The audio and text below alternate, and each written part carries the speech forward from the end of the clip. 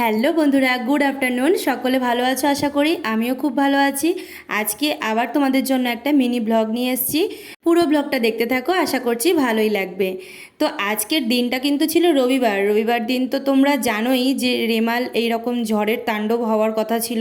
রীতিমতো সকলে তো ভয় পেয়েই ছিল যে কি হতে পারে, বা এত বারবার করে খবর চ্যানেলগুলোতে দেখাচ্ছিল, তো সবাই একটু ভয়ই পেয়ে গিয়েছিল। যাই হোক, তো সকালবেলাতে রবিবার দিন সকালবেলা যেহেতু ওরও ছুটি ছিল, আর আমিও একটু দেরি করে ঘুম থেকে উঠে তারপরে এই রান্নাঘরে চলে এলাম। তো সকালবেলা বললো যে পাস্তা খাবে, তো সেই জন্য পাস্তা নিয়ে এসেছিলো। আর পাস্তাটা ঠিক ওইভাবে যেরকম হোয়াইট সস পাস্তা বা অন্য রকমভাবে করে ওইভাবে করব না।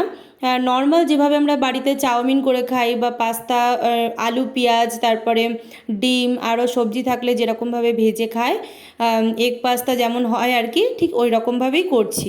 আর ঘরে সবজি বলতে বিনস ছিল, আলু পেঁয়াজ এই সমস্ত কিছু দিয়েই আর কি পাস্তাটা করেছিলাম, আর একটা ডিমও দিয়ে দিলাম। তো দেখো সব সবজিগুলো তো ভেজে নিচ্ছি। আর তার মধ্যে আমি বেশ কিছুটা পরিমাণ ম্যাজিক মশলা যে আছে না ম্যাগির, সেইটা এক প্যাকেট পুরো দিইনি, একটুখানি অর্ধেক দিয়ে দিলাম, আর একটু চাট মশলা দিয়েছিলাম।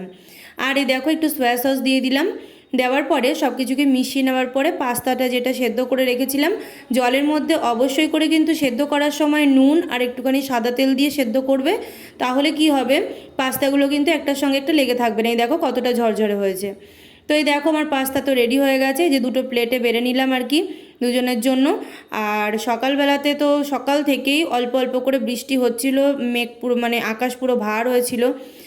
তো সেই জন্য ভাবলাম ঘরে একটু বসে বসে পাস্তা খাওয়ার সময় একটা সিনেমা দেখা যাক। তো এটা পুরোপুরি শর্ট ফিল্ম আর কি, কোনো বড় সিনেমা নয়, একটা পরিচয় বলে একটা ফিল্ম আছে, ওটা তোমরা দেখো, ভালো লাগবে। তো ওটাই দেখতে দেখতে সকালের ব্রেকফাস্ট আর কি কমপ্লিট করলাম। আর এই দেখো বাইরে পুরো মুখ একেবারে ভার, মানে এই বোধহয় বৃষ্টি নামলো। তো তারপরে দেখো দুপুরবেলাতে তার হুকুম হলো যে সে পোলাও খাবে, তো সেই জন্য পোলাও করব আর আলুর দম করব। কিছুদিন আগেই তোমাদেরকে দেখিয়েছিলাম যখন ভিডিও শেয়ার করেছিলাম, বাসমতি চালের পোলাও করেছিলাম। তো আজকে আর সেটা করব না, আজকে করব হচ্ছে গোবিন্দভোগ চালের পোলাও। কিন্তু ঘরে একেবারেই আদা ছিল না, আদাটা আনতেও গিয়েছিল দোকানেও পাইনি। তো আদা ছাড়াই আজকে করলাম, আদা গ্রেট করে দিলে আরও বেশি ভালো হয় আর কি। তো ওই দেখো ঘি, একটুখানি হলুদ আর নুন, চিনি দিইনি, চিনি পরে দিয়েছিলাম, এই সমস্ত কিছু দিয়ে মেখে রেখেছিলাম। আর এখানে একটা পেস্ট বানিয়ে নিলাম আলুর দমের। ওর মধ্যে দিয়েছিলাম হচ্ছে পেঁয়াজ, টমেটো, কাঁচা লঙ্কা, আর আদা রসুন বাটা তো আলাদা ছিলই। তো এই দেখো প্রথমে সর্ষের তেলেই রান্নাটা পুরো করছি। আলুটাকে বেশ সুন্দর করে লাল লাল করে ভেজে নিলাম। আলু কিন্তু আমি আলুর দম করার সময় সেদ্ধ করি না, ভেজে নিলে দেখবে টেস্ট আরও বেশি ভালো হয়। তারপরে আরও বেশ কিছুটা তেল দিয়ে ওর মধ্যে ফোড়ন দিয়ে দিলাম জিরে তেজপাতা, চাইলে গোটা গরম মশলাও দিতে পারো। এবার যে মশলাটা আগে থেকে পেস্ট করে রেখেছিলাম সেটা দিয়ে দিলাম, আর ওর মধ্যে দিয়ে দিলাম আদা রসুন বাটা 1.5 চামচ মতো। মশলাটাকে একটুখানি ভালো করে কষিয়ে নেব। আর যে সমস্ত মশলা আমরা আর কি দিয়ে থাকি, নুন, হলুদ, লঙ্কার গুঁড়ো, জিরের গুঁড়ো, ধনে গুঁড়ো, এই সমস্ত কিছু দিয়ে মশলাটাকে অনেকক্ষণ ধরে কষিয়ে নেব যতক্ষণ না পর্যন্ত তেল ছেড়ে আসছে। আর দেখো মিক্সির মধ্যে বেশ কিছুটা পরিমাণ মশলা ছিল, সেটার মধ্যে একটু জল দিয়ে এর মধ্যে দিয়ে দিলাম। আর আলুগুলোও দিয়ে দিচ্ছি এই সময়তে, তাহলে কি হবে, আলুর সঙ্গে মশলাটা ভালো করে মানে কষে যাবে আর কি, আর খেতেও ভালো লাগবে। তো এই দেখো আমি যে দেখেছো তোমরা বেশিরভাগই রান্নার ক্ষেত্রে আমি পেস্ট করে দেওয়ার চেষ্টা করি, তাহলে দেখবে গ্রেভির টেক্সচারটা খুব ভালো আসে। তো এই দেখো আলুর দম তোমার মোটামুটি রেডি হয়ে গেছে, কষানো হয়ে গেছে। তো এবার আমি জল দিয়ে দিলাম, খুব বেশি গ্রেভি আমি রাখবো না, যেহেতু পোলাওয়ের সঙ্গে খাওয়ার জন্য গামাখা ঝোলটাই বেশি ভালো লাগে।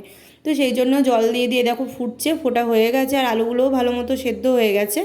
তো সবার শেষে আমি দেবো হচ্ছে গরম মশলার গুঁড়ো, আর একটুখানি চাইলে একটু ঘিও দেওয়া যেতে পারে, তবে ঘি এতে আমি অ্যাড করিনি, কারণ নিরামিষ আলুর দমের ক্ষেত্রে ঘি দিলে বেশি ভালো লাগে। তো যাই হোক আলুর দম হয়ে গেছে এই দেখো। আর এই দেখো বৃষ্টি অনবরত হয়ে চলেছে, তখনও কিন্তু মানে মুষলধারে চলছে বৃষ্টি, সকালবেলা থেকেই আকাশটা এইরকম পুরো মুখ ভার করে রয়েছে। রাত্রিবেলা কি হবে সত্যিই মানে ভাবনার বিষয় ছিল আর কি। যাই হোক, তো এই দেখো আলুর দম তো হয়ে গেছে, এবার আমি চলে এসেছি পোলাওটা বানাবো বলে।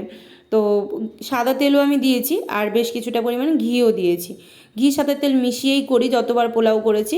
আর দেখো তেজপাতা আর গোটা গরম মশলা ফোড়ন দিয়ে দিয়েছি, আর দিয়ে দিলাম কয়েকটা কাজু কিশমিশ। এবারে যে চালটা আমি আগে থেকে মেখে রেখেছিলাম সেটা দিয়ে দিলাম। দেখো সব সময় কিন্তু ওই পোলাওয়ে কালার আনার জন্য ওই কামধেনুর কালার ইউজ করা একেবারেই ভালো না, শরীরের পক্ষে খাওয়াও কিন্তু খারাপ। তো এই জন্য আমি দেখো হলুদই কিন্তু ইউজ করি, তাতে কিন্তু কোনো রকম গন্ধ বেরোয় না।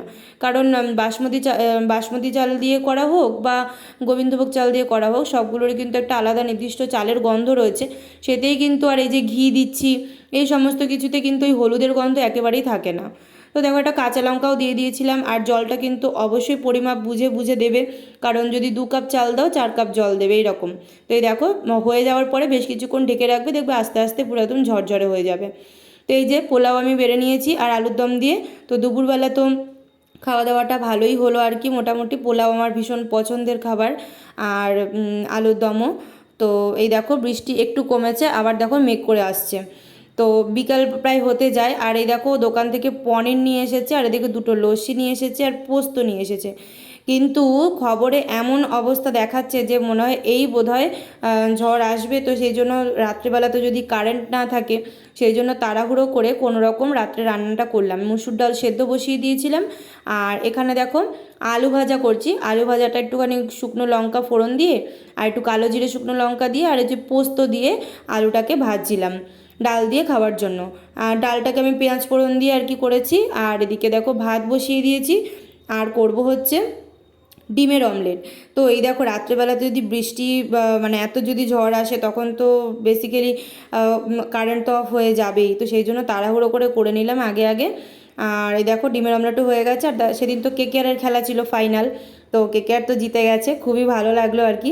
আর এই দেখো চা খেলাম খেলা দেখতে দেখতে। যাই হোক, রবিবার দিনটা তো এইভাবে কাটলো। তোমাদের এই ব্লগটা কেমন লাগলো অবশ্যই কমেন্ট বক্সে জানিও, আর প্লিজ আমার পাশে থেকো আর পেজটিকে ফলো করে দিও। টাটা।